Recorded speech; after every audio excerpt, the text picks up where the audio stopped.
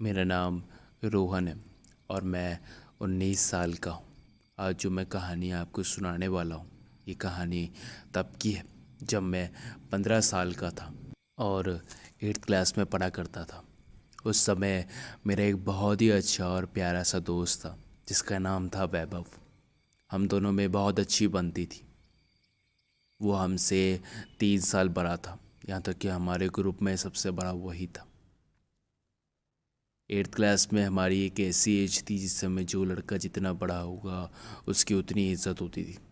साथ ही साथ में वो बहुत ही पैसे वाला भी था और वैभव का नेचर बहुत अच्छा था और मैं शुरू से ही शांत नेचर का था।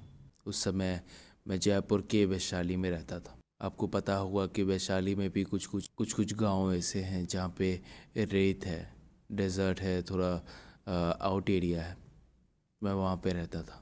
एक दिन रात को उसका कॉल आया। उसने बोला, क्या सोचता है, चलना रात को चलते घूमते कहीं नाइट आउट पे चलेंगे। मैं शुरू से घूमने फिरने वाले लोगों में से था।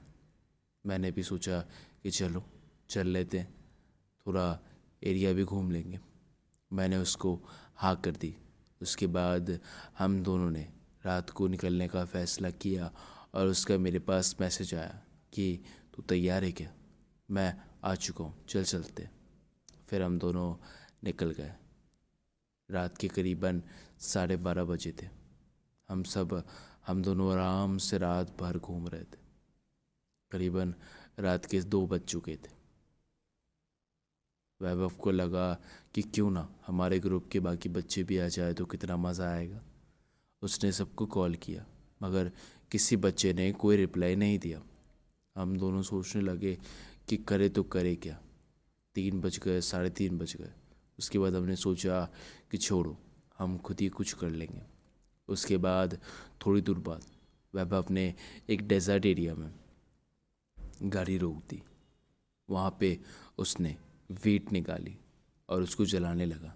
मैं कभी भी ये फूकने या फिर वीट्स के ख़िलाफ़ नहीं था, तो मैंने भी उसको हाँ कर दिया। उसके बाद उसने एक रेगिस्तान वाली जगह चुनी और वहाँ पे जाके गाड़ी रोक दी और एक अच्छी सी जगह देखकर हम बैठकर आराम से फूकने लगे। थोड़ी देर बाद हमें एक अजीब सी गंध आने लगी। हमें शुरू में लगा कि वो इस वीड की है, मगर थोड़ी देर बाद वो बदबू इतनी ज़्यादा हो गई कि हमें उल्टी आने लगी। वैभव ने मुझसे पूछा, अभी तू क्या कर रहा है, इतनी गंदी स्मेल कहाँ से आ रही है। मैंने बोला, भाई मुझे कुछ नहीं पता, पता नहीं कहाँ से आ रही है, तू चेक कर कहाँ से आ रही, तू लाया ना वीड। वैभव ने बोला, नहीं पागल है क्या, मैं कैसे लाऊंगा ऐसे ख़राब वीड, मेरी वीड से नहीं आ रही, मुझे पता चल जाता। उसके बाद वो बदबू इतनी ज़्यादा बढ़ गई कि हम दोनों ने एक दूसरे को काम डाउन किया और फिर ढूंढने लगे कि आखिर ये बदबू आ कहाँ से रही है। थोड़ी देर बाद उसके बाद हमें हल्की हल्की कोई आवाज़ से आ रही थी, वैभव, वैभव। कोई हमें पुकार रहा था। वैभव को लगा कि कोई उसको पुकार रहा है। धीमी धीमी आवाज़ में किसी लड़की की आवाज़ थी, बहुत प्यारी। हम दोनों उस बॉडी और उस गंध को और उस आवाज़ को दोनों को ढूंढने लगे। ढूंढते ढूंढते हमें कुछ नहीं दिखा, मगर वैभव की नज़र एक जगह जाके रुक सी गई। मैंने जब वैभव से सवाल पूछा तो उसकी नज़र एक जगह से हट ही नहीं रही थी। जब मैंने उसकी नज़र से नज़र मिलाई और उसकी नज़र से पीछा किया तब मुझे दिखा एक टांग, एक पैर, सुंदर सा पैर जो कि रेत से आधा निकला हुआ था और आधा शरीर रेत के अंदर था। वैभव और मैं तो जिससे पैरालाइज हो चुके थे। थोड़ी देर बाद हमने एक दूसरे के शरीर में जान फूकी और बोला कि नहीं, कुछ करना चाहिए, चलो पुलिस को बुलाते। वो काम अच्छा था इसीलिए मैंने मना नहीं किया। मैंने भी बोला कि हाँ ज़रूर।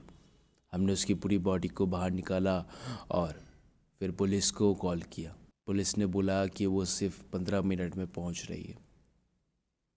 उसके बाद करीबन 25 मिनट बाद पुलिस वहाँ पे पहुँच चुकी थी और वो पुलिस वाले बहुत अच्छे थे। उन्होंने ना ही कोई फ़ाइन लगाया, ना ही हमें किसी पेनल्टी की भुगतान करनी पड़ी। मगर आज भी मैं यही सोचता हूँ कि वो आवाज़ कौन सी थी जो मुझे बुला रही थी। क्या वो उसी लड़की की थी जिसकी बॉडी हमें मिली? और फिर अगर मुझे आवाज़ सुनाई दी तो रोहन को क्यों नहीं दी? ये सोच के आज भी मैं अचंभित हो जाता हूँ। मगर इस सब चीज़ों में न मेरा न आपका किसी का बस नहीं चलता। तो दोस्तों, बस यहीं तक थी कहानी।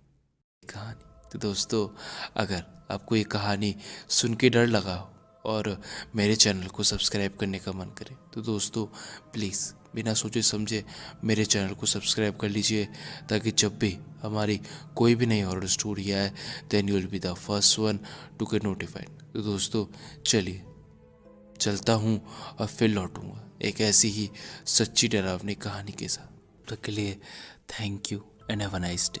Bye bye.